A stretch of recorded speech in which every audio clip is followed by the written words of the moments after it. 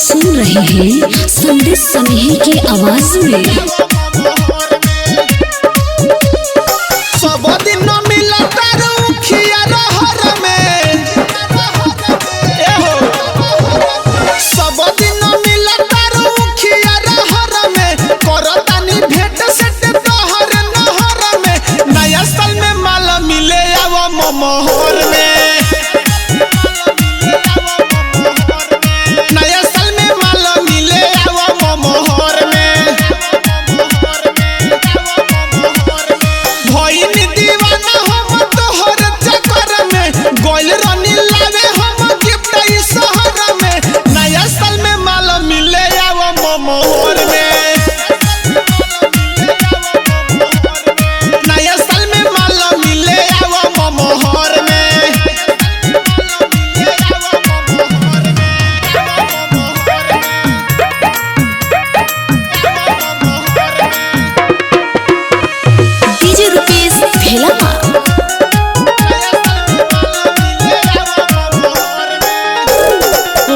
खाती तोहरा से लागल बड़ी आशा, तोहरे चक्कर में जाने भइल बड़ा दासा।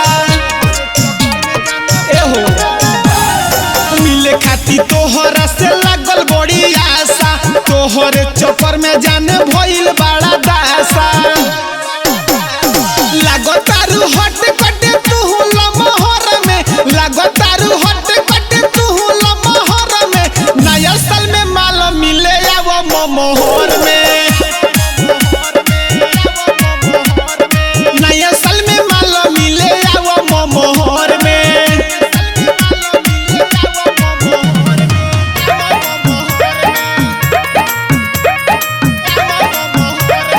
आप सुन रहे हैं संदेश सनेही की आवाज में।